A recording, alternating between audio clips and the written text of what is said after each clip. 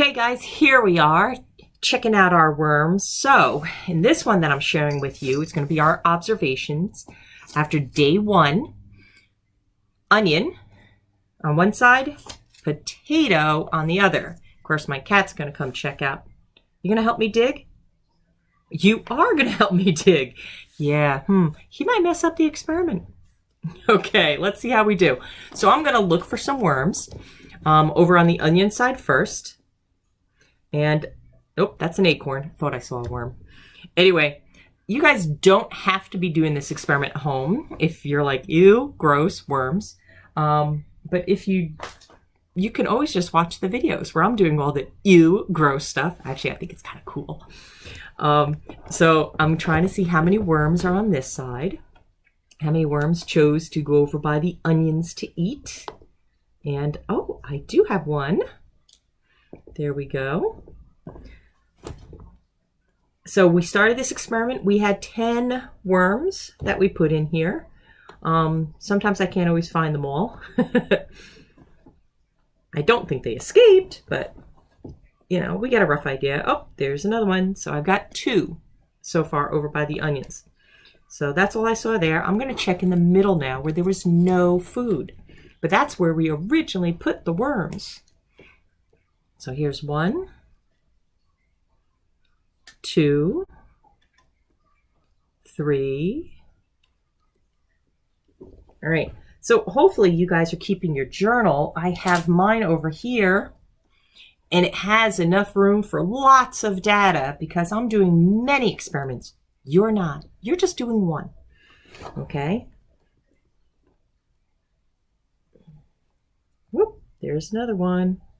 4. And so I want you to be keeping track in your journal. How many worms are we finding? Where are we finding them? 5. So far I found 5. That's half of the worms we put in here that didn't go towards any food. So I'm thinking, maybe they weren't that hungry. Maybe there's a different way we could have set up this experiment. Maybe I should have waited 3 days before I ever fed the worms.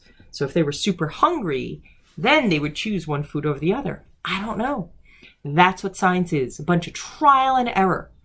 Okay? It's only after we create an experiment and can repeat it and get the same results every time, can we then state some things as fact. Anyway, I'm going to dig where the potatoes are now. Let's see if we got any worms over here. Oh my goodness, someone's calling me while I'm here. Actually, sending me a text. But just like in class, I ignore it. Okay, I'll just turn off the sound. Oh, I think I saw one, but I dropped it. Let's check again. So are there any worms over by the potatoes? So again, if you guys are doing an experiment at home, that'd be so awesome for you to share in the Flipgrid what you've been doing. I'm not finding any over here by the potatoes. And yet in this whole bucket, I've only found 5, 6, 7, 8. So I'm still missing 2. There's 2 somewhere in here. 2 more.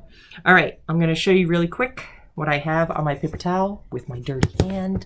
Let's try not to get the computer too dirty. So that's what I'm doing. But you know what? 5 of them didn't move at all, I think, from the beginning. So I'm going to put the worms right back where they were. And we'll come back in 2 days. So it'll be a total of 3 days since we set up the experiment. And see if that makes a difference. Maybe we didn't give them enough time to decide. Maybe they weren't hungry enough. But I'm not giving up on this experiment. That's a key thing. Don't give up right away. See if you can adjust it without changing it too much. And all I'm doing is putting them all right back. Putting my labels back on. And we'll come back again in 2 days. So then we'll have data for day 1 and data for day 3 and see if it makes any difference. All right. So signing off for right now. Hey guys, so here we are, day 3. I know that went so fast. We got onions on one side and potatoes on the other. So we want to keep track of all of our information in our journals. And I've got my dirty pages now. So right in my journal, I said the results did not seem conclusive after 1 day. So the worms were checked on again after 3 days. And then I have the data, day 1, day 3, what I had done. And I'm doing several experiments.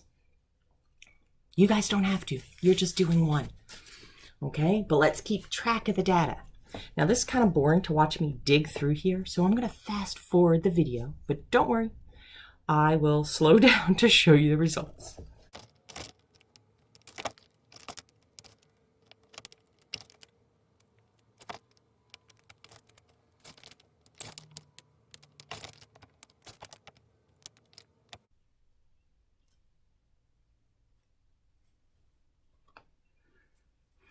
Okay, so I found a total of 8 worms, and I know we put 10 in here. I will admit, though, when I came in this morning to check on things, I found 4 worms on the floor, and I didn't know which one they came out of because I'm doing 5 experiments all at once. So let's look at the data. So I found 4 in the potatoes, sorry. 4 in the potatoes. I found 4 in the middle, not near it. No, 3, sorry. In the middle, not near any food, and 1 over by the onion. So, is that conclusive? Did that change from day 1? I don't know. Let's look at the data. And I want you guys to decide, was this a good experiment? Does it really tell us something? Or should we have set it up a different way? Or there's so many different things to think about. And as scientists, that's what we do. Okay, we make experiments, we gather data, and sometimes we go, that experiment was no good, told me nothing, but it was fun. That's all that matters sometimes. But let's meet up. We're going to do a Google Meet on Monday, April 27th. I'm trying to arrange with your homeroom teacher a good time so I can meet with each class face to face. Okay, so gather your data. Come up with any questions you have about the experiment or any ideas you have on how conclusive it was, and we'll chat then. Share, of course, your journal that you're keeping track of everything.